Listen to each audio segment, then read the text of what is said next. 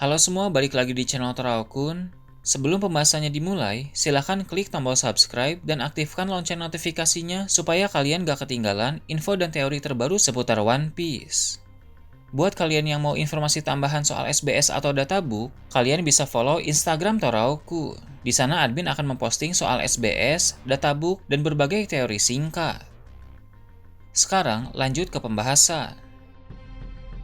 Bocoran One Piece Chapter 1123 telah muncul di berbagai forum. Dalam video kali ini, channel Teraokun akan menjelaskan berbagai hal menarik pada chapter kali ini. Chapter kali ini berjudul 2 Minggu yang Kosong. Dalam chapter terbaru ini, diketahui bahwa semua marinir yang ada di Pulau Egghead telah menjadi tumbang karena Hoshoku Haki Joy Boy yang dilepaskan oleh Emmet dalam chapter yang lalu. Hoshoku Haki itu memang memiliki kekuatan yang luar biasa yang memberi dampak besar terhadap Pulau Egghead secara menyeluruh. Bahkan, para Vice Admiral pun tidak mampu untuk mempertahankan kesadaran mereka ketika terkena dampak dari haki yang luar biasa itu. Namun, untuk Kizaru, belum diketahui apakah dia pingsan atau berhasil bertahan, sebab pada spoiler kali ini hanya tertulis marinir biasa dan Vice Admiral saja yang tumbang, sedangkan nasib dari Kizaru masih menjadi tanda tanya. Setelah memperlihatkan keadaan marinir di Pulau masa depan itu, cerita beralih ke kapal bajak laut topi jerami dan bajak laut Giant Warrior. Di sana, mereka masih terkejut dengan Hoshoku Haki tadi.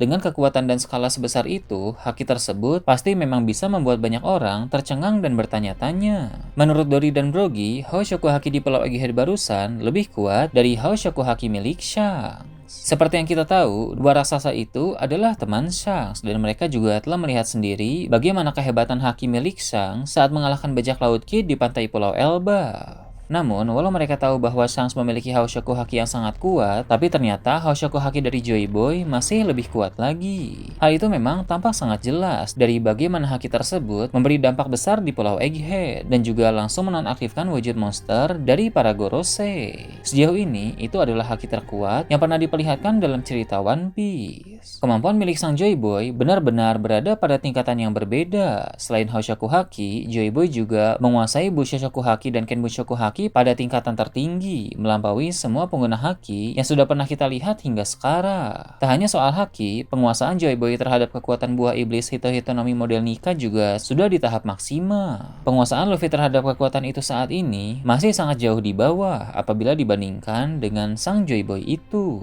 Joy Boy telah menguasai kekuatan kebebasan Dewa Matahari Nika secara 100%, sedangkan Luffy masih di bawah 50%. Itu berarti potensi Luffy masih bisa menjadi jauh lebih kuat dari sekarang. Berhubung Luffy adalah Joy Boy yang baru pada masa ini, maka dia pun harus bisa berkembang agar menjadi setara atau bahkan melampaui kekuatan dari Joy Boy pada masa lalu. Luffy perlu untuk meningkatkan kekuatan haki dan terus mengasah penguasaannya terhadap kekuatan buah iblis Hito-Hitonomi model Nika. Ini tak mengherankan, karena pada akhir cerita nanti, tentu Luffy akan menjadi karakter terkuat dalam cerita One Piece. Di Pulau Elbaf yang menjadi tempat asal muasal legenda Nika, Luffy pasti mendapatkan informasi dan latihan khusus terkait soal kekuatan Nika. Elbaf benar-benar tempat yang pas untuk melatih penguasaan Luffy terkait kekuatan Nika menjadi semakin kuat lagi. Beralih ke hal lain, diperlihatkan ada Sanji yang memandang tubuh Vegapunk yang telah mati. Sanji sangat sedih atas apa yang menimpa sang ilmuwan itu. Kemudian muncul kilas balik yang menampilkan keadaan 2 minggu lalu di Pulau Egghead. Dalam kilas balik itu diperlihatkan ada Shaka yang menyadari bahwa terdapat beberapa perubahan pada data di laboratorium. Shaka pun berbagi informasi dengan Vegapunk dan Pythagoras tentang hal yang telah terjadi itu. Dari sana mereka mengetahui adanya sosok pengkhianat di antara para satelit atau klon Vegapunk. Awalnya mereka bertiga sempat mengira bahwa pengkhianat itu adalah Lilith. Ada indikasi tertentu yang membuat mereka menduga seperti itu. Namun setelah beberapa saat mereka akhirnya menyadari bahwa dugaan itu ternyata salah. Bukan Lilith sosok yang berkhianat, melainkan dia adalah York. Seperti yang sudah kita tahu bahwa York memang adalah merupakan pengkhianatnya. Menurut Vegapunk, suatu kesalahan ketika dia menciptakan York dengan sifat greed atau keserakahan. York benar-benar mempresentasikan keserakahan kesalahan itu dalam aksi pengkhianatan yang sudah dia perbuat. York ingin menjadi satu-satunya Vegapunk yang tersisa dan bahkan ingin bergabung dalam Tenryubito. 1 minggu setelah Shaka, Vegapunk, dan Pythagoras mengetahui bahwa York adalah pengkhianat, mereka pun mendengar tentang peristiwa di kerajaan Lulusia. Kerajaan tersebut menghilang tanpa sisa secara misterius dan hanya meninggalkan satu lubang besar di lautan. Dari sana, mereka pun bisa mengetahui dengan jelas bahwa Mother Flame telah dicuri dan dipakai untuk mengaktifkan salah satu dari senjata kuno. Pengkhianatan York benar-benar menghasilkan sesuatu yang sangat mengerikan. Vegapunk pun tahu sudah tidak ada lagi jalan keluar bagi mereka, sehingga mereka pun merekam video yang kemudian disiarkan ke seluruh dunia, seperti yang bisa kita lihat dalam beberapa chapter belakangan ini. Vegapunk juga memodifikasi tubuh robot kuno agar dia bisa menyimpan Heishin Dendenmushi sebagai sumber siaran di sana. Dia juga menghapus memori mereka tentang semua peristiwa 2 minggu itu untuk menyembunyikan informasi itu dari York. Setelah menghapus memori tersebut, Vegapunk telah menyiapkan pesan untuk dirinya sendiri. Pesan itu bertuliskan, "Percaya pada dirimu dan matilah." Kemudian kilas balik pun berakhir di scene tersebut. Setelah itu, cerita kembali menampilkan bajak laut topi jerami dan bajak laut Januario. Mereka sedang merayakan pelarian dari Pulau Egghead dan sedang menuju ke Pulau Elba. Momen tersebut memang pantas untuk dirayakan karena mereka telah melalui berbagai kesulitan yang mengancam nyawa selama berada di pulau masa depan itu. Di sana, salah satu orang yang terlihat paling bahagia adalah Usopp. Dia merasa sangat gembira karena sebentar lagi dia akan ke Elba. Sudah sejak lama Usopp ingin mengunjungi negeri para raksasa itu, sehingga dia sangat antusias dan penasaran untuk ke sana. Impian Usopp sejak lama itu pun sebentar lagi akan terwujud. Elbaf pasti menjadi salah satu arc yang sangat spesial untuk Usopp. Ada hal-hal luar biasa lagi yang secara mengejutkan dan tidak terduga akan terjadi kepada Usopp di pulau tersebut. Dalam arc Egghead yang baru saja berakhir ini, kita telah melihat berbagai hal yang menarik. Ada pertarungan yang seru, konflik panas, kemunculan karakter-karakter tak terduga, dan seterusnya. Nah, arc Elbaf nanti akan melampaui arc Egghead dalam banyak aspek, sehingga cerita di sana sangat menarik untuk diikuti.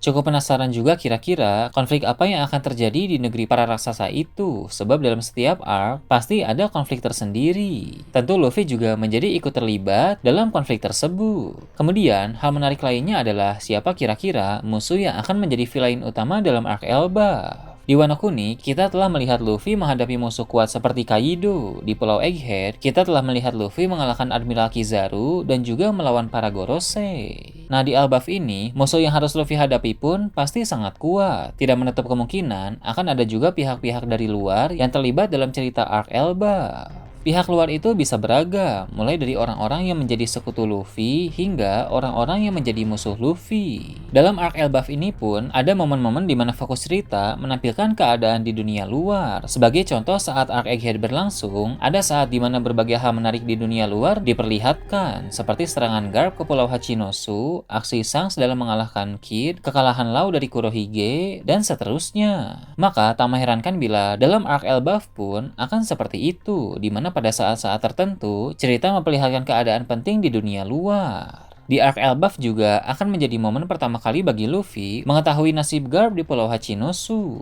Dulu, sebelum time skip, Luffy yang berada di Pulau Amazon Lily mengetahui kabar Ace yang telah ditangkap oleh Angkatan Laut melalui Korra. Tanpa pikir panjang, Luffy langsung memutuskan untuk menyelamatkan Ace. Dia bersama buah Hancock pergi ke Impel Down, lalu setelah itu pergi ke Marineford saat tahu Ace akan dieksekusi. Nah, di Pulau Elbaf ini pun, Luffy akan mengetahui kabar soal Garp yang menghilang di Pulau Hachinosu, dan tentu Luffy ingin menolong Garp di pulau tersebut. Namun bedanya, dulu Luffy tergesa-gesa dan tidak berpikir panjang, sedangkan di Pulau Elbaf ini, pemikiran Luffy sudah lebih matang, sehingga dia tahu bahwa harus mempersiapkan banyak hal terlebih dahulu sebelum pergi ke Pulau Hachinosu.